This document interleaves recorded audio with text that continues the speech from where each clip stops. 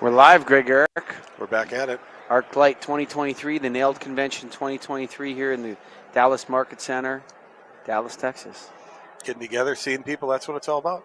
And we're with Rachel Fitzgerald and Jessica Smith of Stantec, and we're going to have a great conversation with them about the workplace, I believe. Is that That's correct, right. Greg? That's right. But before we do that, you got to go to KeystoneTech.com, buddy. That's KeystoneTech.com, folks. So here's one example of why I love Keystone, okay? They have a lot of options out there. Here's their wall pack that was meant to replace a traditional wall pack.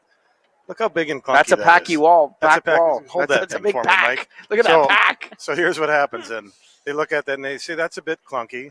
We have a lot of them, but you know what? We're going to upgrade it. Same fit, same profile, but slimmer. That looks a lot nicer, same output. Everything there, power select, color select, photo cell built on. You don't have to think about it. You can get it on, and it's nice and thin. What about the driver, Greg Air? The driver is Keystone. Oh, yeah. Keystone makes their own drivers. So you got to go to KeystoneTech.com. And, of course, do you have light bulbs in a warehouse?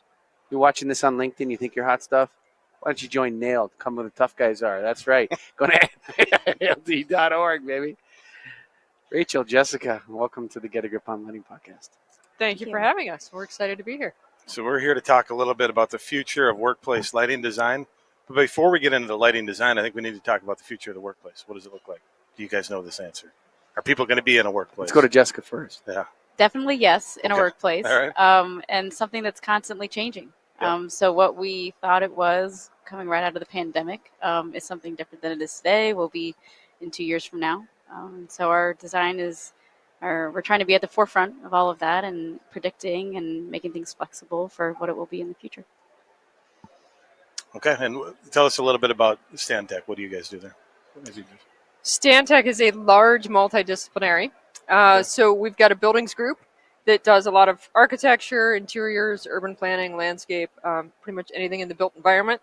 And we're part of our lighting team. So we've got a specialty team that does lighting design, and that's what we're here representing.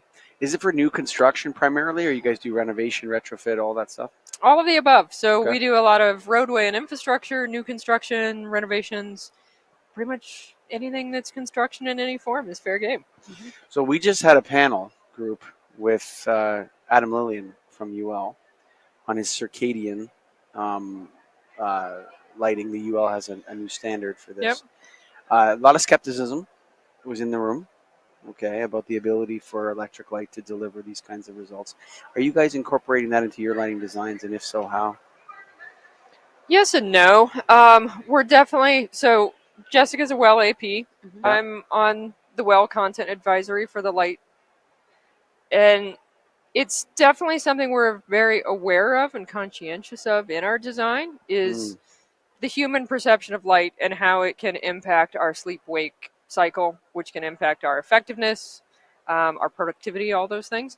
And so what we're trying to do is integrate dynamic lighting systems into our projects where it makes sense. And one of the biggest things we feel that helps support is just that occupant well-being of people feel better. They get to sense a passage of time. They get changed throughout the day.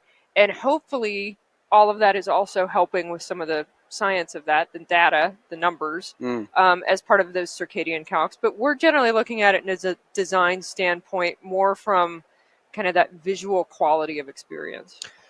So there's a quality of the experience. People walk in, they like the interior design, they like the lighting, they feel better. It's appropriate levels of light. But are you offering controllability to the individual user when you said dynamic? What do you mean by dynamic? Does that mean the lights are changing constantly? They're changing with the seasons, with the sun setting or not? Or is it people changing them to their preferences? Depends on the project and depends on the need. So we've got an example of a facility that's a manufacturing facility for aircraft. They work 3 shifts. So you've got shift work. You've got people working day and you've got people working night. Mm-hmm. They all need to have an equitable experience. Mm-hmm. But obviously those people at night don't have daylight. That's not possible. Right. So what can we do within the built environment and the constraints we have? How can we use lighting to support that? So in that case, we're going to use lighting to support We're going to set a fixed schedule that starts at the beginning of their shift and that light changes throughout till the end of their shift. Do you know what to do with those the third tier shift workers, people working in the middle of the night? Like it's bad for your health. Like we know this. It's not Yeah. a secret that being a shift worker is not good. Right. And all the statistics are bad. Is there some way we can support them? Do you know that? I mean, is it database? We feel like we can help support that as compared to a standard baseline static system. Is that how much of the benefits, and for those listening to this, I'm making quotations while holding a Modelo beer here. But anyway, I think they got the point. I'm going to put the beer down. But how much of that, is, see, this is where I lean back and I don't know what to do, because you give someone controllability over their lights. What I notice is they tend to dim them. Okay. And, some people black them out completely. Mm-hmm. At what point, how do we measure the controllability of the individual user versus these prescriptive circadian things that are telling us what someone must have, even if they don't personally like it? How can it be healthy? Right. So part of it's an education. There's a huge component there that's education, and that for us as designers is a piece we can't control. Mm. How much can we help educate the client so they can make informed decisions, and then how much are they going to educate their occupants, their employees, to use the systems that we're providing for the best intent. Manufacturing facility where you've got set shift work, you've got life safety concerns there. They can't dim those lights. They need high level working light so they're Sure. not getting endangered by this large equipment. Mm. Take that conversation to a 9 to 5 office place, totally different. Yeah. People want to influence their space. They want to dim those lights, set their personal needs, and that may or may not be what's best for them. So that's where we have to educate the client and hope that the educated client can help inform their users to use it in the best way. Are they asking for this education, or are you guys telling them this is what you need to know? The hope is they're hiring us and looking to us as the experts in the room. Mm. And so we try to educate our clients and give them the options. Sure. Not all clients want options or to be educated, but a lot of them do. So is it as simple as, we look at it in lighting terms, like you can either retrofit or you can put a new fixture in. You're saying you can either do this and get light, or you can make it healthy or circadian friendly light. Here's your two options. Yes. In a very simple way, yeah. We're giving them options of, here's a basic standard code compliant solution. Or here's what we can do to elevate this to hopefully work better for you, create better performing occupants that have less turnover, so you're having to hire less, train less. That all has financial incentive for employers. What do you think the percent price difference is on average? Do you have that number in mind? I don't have a set number. Yeah. As Jessica laughs. It's $1 million. I mean, is it like a double? Anytime I've looked at the costs are coming down. Okay. So, and it depends. Are you doing individual control so that your desk is separately controlled than your desk? Right. That's a lot more expensive still. Sure. Or are you going to zone an area, and are you going to provide individual control in private spaces? So whether it's a zone solution, in some cases we're seeing a 15% adder to add it in some sense. To do wholesale throughout projects, you're probably looking at more like a 50% adder. Sure. So there is a cost impact. Oh. And that's part of why we give clients options of, we're going to educate you on the options. You have to have energy efficiency, code compliance. You got to do the right things as a baseline. But the things beyond that are, we're going to educate you and give you options. Here's what I've said before. Maybe Jesse, you can chime in, but to really truly have. Are we calling her Jessie now? It's Jessica. Jessica. Didn't I say Jessica? I thought I did. Yeah. I heard it right. Yeah, I was clean. I've always said that to really truly have healthy lighting, I need a floating light that goes with me everywhere. Just bring that thing everywhere. Can we ever get to that point? And in tying back to our workplace discussion, and there's certain needs for the type of space that you have. So we talked about in our presentation about we're sitting on Teams calls and what you need for that, and that's different for how you look on screen versus how you feel in the space. And so we're considering all of those different things within the workplace environment. So it's adding on to that conversation of healthy lighting and what we're doing and what we're adding in with a possible circadian system, then bringing it back to the tasks that they need and things that they need within the space in regards to lighting. So you guys did a presentation today. What were the highlights of it that you can share with us, other than what we've already talked about? We did have a lot of fun with our presentation. We had audience participation, getting some Oh, that's questions great. and answers from them, just to hear people's perspective on what do you need out of an office space, because that's changed over the past couple of years. But some of the highlights being that we're looking at flexible solutions, and that's really important. And also that what we just mentioned about that dynamic of how you look on screen versus how you are in the space, that equity between people who are joining a meeting from their remotely from their screen, what can they see and what can their participation look like versus how it looks in the space. And then also adding in the mental health component and what we're doing with design, specifically lighting design, to help aid in that experience in the office. Jessica. We've gotten all three of them in here now. You're talking about mental health, and as it relates to lighting, and I'm, you know, I know that good lighting and good interior design, make people feel better. Mhm. That's true, but I don't know what the parameters of that are for across a population level analysis. It's extremely personal, and it may also be cultural as well. How do you, in places like Toronto, very multicultural city I live in, Mhm. you have the United Nations living in that city now. How do you weigh all these different factors? And I think that comes down again to that flexibility in different environments. So we talked about the added need now for spaces like a phone room or a wellness room where you can go, maybe your neighbor's on a Teams call and is loud and you just need a moment to come to a quieter space. And so implementing spaces like that with lighting that you can change control. So like you said, how people are dimming down the lights so low, Mm. that they have that flexibility to be able to do that.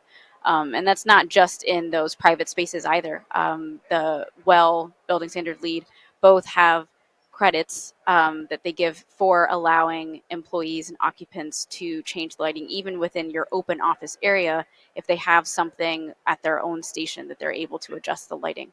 And so I think that's kind of what we're seeing is that flexibility, that individual control, added controls in a Mm. space so that people can, because like you said, it changes based on where you are in the world and people's preferences. We can't make that a blanket solution, so it's at the individual control. I've even heard, and again, I'm not a researcher. I'm only doing 500 podcasts on lighting, so I hear these different things. Like even color temperature preference changes based on culture. Mm-hmm. So different cultures prefer different color temperatures in their general area lighting. In Sweden, they have a bylaw that you can't have a desk without a window adjacent to it. You have to be able to see outside. And how do we, and we know how important natural light is to these cycles that we're talking about. Mhm. We're here at the Dallas Market Center. Beautiful natural lighting here. You know what I mean? You almost feel Yep. like you're outside. Yeah. Like that's how beautiful it is. How are we incorporating natural light with sun tunnels, skylights, windows? What do they call that? The French word. The French word. I'm not Uh, speaking French here. Fenestration. Yeah. Fenestration is the word I was looking for. How are you guys incorporating that into your stand tech practice? You said multidisciplinary. How often are you using natural light? A lot. I think the key is we try to look at things holistically. So whether that's starting from the time, a new ground up project is coming to light, and but looking at things like your building orientation, looking at your fenestration ratios, looking at how you're going to have that daylight come in. Is it direct daylight? Does it need to be diffuse? Are you going to get glare? Do we need to add solar tubes or some other means to get even distribution of daylight? So ideally, the best designs are ones that are maximizing the availability of the free natural daylight, and giving us, as you're saying, window with views, so it can't just all be clear story and skylight. It's got to be something where you can actually see the outdoors, get that biophilic component, see nature, interact with nature from that view. So that's step one, is we want to maximize that natural light penetration. So we've got staff and teams that do daylight analysis and run models and run studies and look at should the windows be this size or that size, and what if we change the R values and all these things. Mm. So that's kind of step one before we even start to look at putting electric lighting into a project. It starts with how do we get the most out of the daylight and using the natural light that's available. And then we have to layer that in. Then as we go to start to add our electric light, how is that going to get added so that it's balancing the natural light? We take the space we're in right now as an example, great daylit atrium. And as you've got these offshoot wings that go into darker interior spaces, how do you make sure that those still are comfortable and transition well and you don't feel like you just walked into a dark tunnel? So you've got to balance your daylit spaces with your non-daylit and make sure it all feels really cohesive. I get it in a new construction project, easy all day. But how about redesign of an existing renovation. facility? Are you doing a lot of that? And can you implement a lot of these practices? And how? A lot of that, particularly as we were talking about workplace today, a lot of that in workplace even goes from old designs that are now outdated, 10, 20, 30 years ago. Office design is very different than today's office design. But are we better?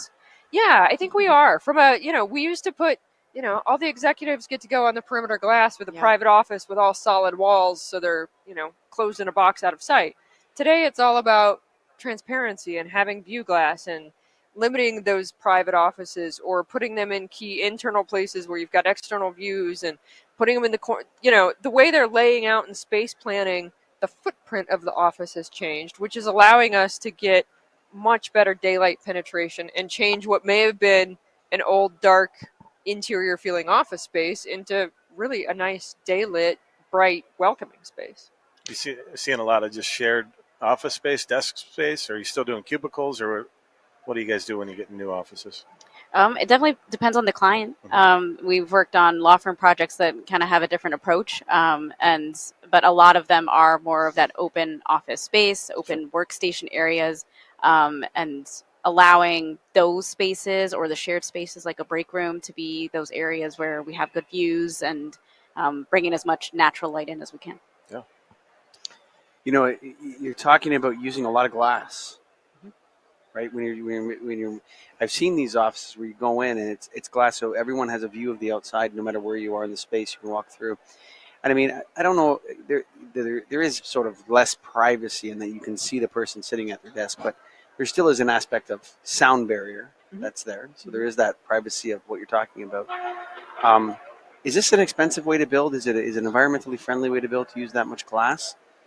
There's considerations for that, but a lot of what we're seeing, and we're not the experts on interior design, but from what we're seeing as lighting designers, they're using a lot of like demountable wall systems. So it's a panelized wall system that has a glass or a glazing in it. Sometimes it's fritted, frosted, sometimes it's clear, to give you that transmission of daylight and to see activated spaces. But they're reconfigurable. So unlike drywall, where if in 5 years you got to reconfigure all your offices, you're just going to knock that drywall down, throw it in a landfill. Sure. In this scenario, these are essentially demountable wall partitions that can be taken down, moved, reused, relocated, reconfigured. So you can get a lot longer life out of those. And they're they offer a lot more flexibility for clients if they take advantage of it. There's certainly cases where that's not the case. This is what I mean. But with the lighting, it's the same thing with lighting with this. Oh yeah, down the road, if you want to reconfigure your switching system, you can reconfigure. Never. But happens, how many Greg. people do it? Never happens. Right. Yeah. Light fixtures are more likely to be ripped out. Greg, while I have a final question here on the humans that are in this space. Mm-hmm. So you got people, right? Most people just accept whatever lighting system is in the building, and they go to work, right? Are we designing for a small proportion of complainers?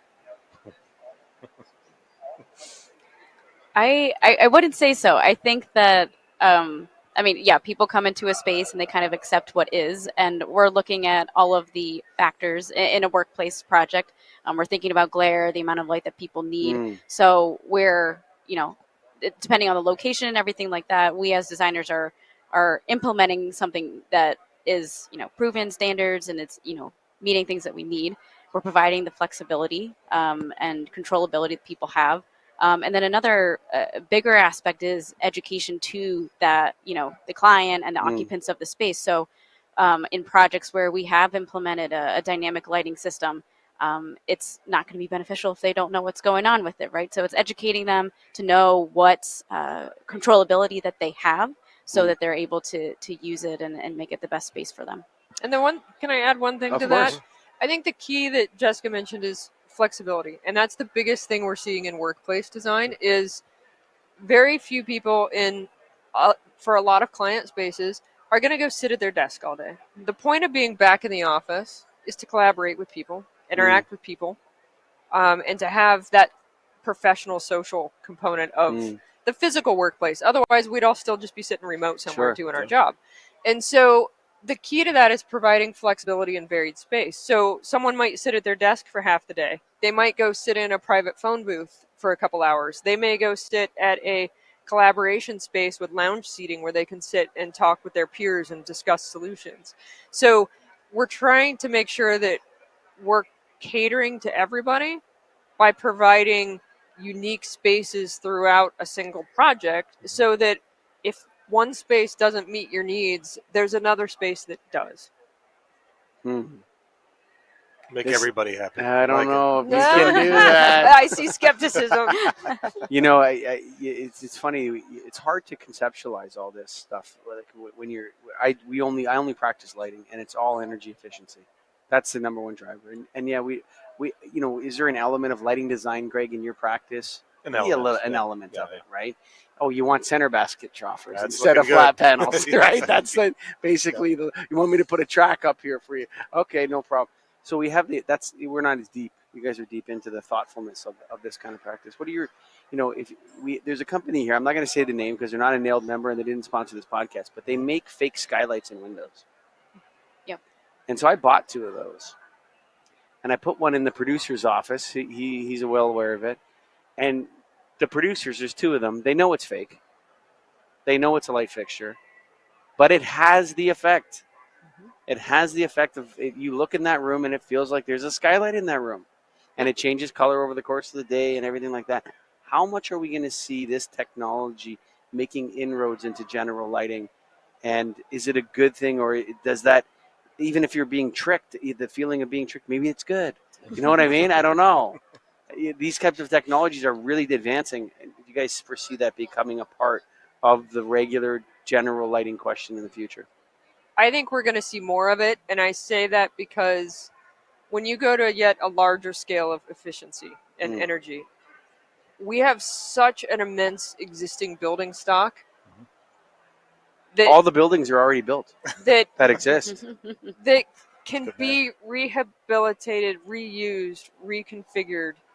That not every project, as you guys have asked some key questions about, not every project's going to be a new out of the ground fancy building.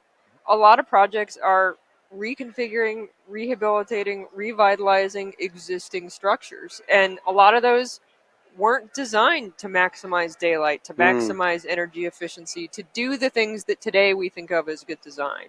And so I think we're going to continue to see growth of some of those daylight imitation products because, just as you said, they can be effective. They can create that feel, even if they're make-believe from a standpoint of he knows it's not a real skylight. He knows it. But does that affect how you feel? If you might feel better because you feel like you got some sun on you. I think there's some of that mental component of things just feel better, and then you're happier, whether it's real or not. I think that's the essence of interior design and lighting, is the feelings that people have about the lighting. Yeah. And or the design. They're not even really thinking about lighting. They don't know how much a part lighting's playing of it. Final thoughts for the Get a Grip on Lighting listeners. Let's start with Jesse, Jessica. One of those 3. All of the above. Yeah.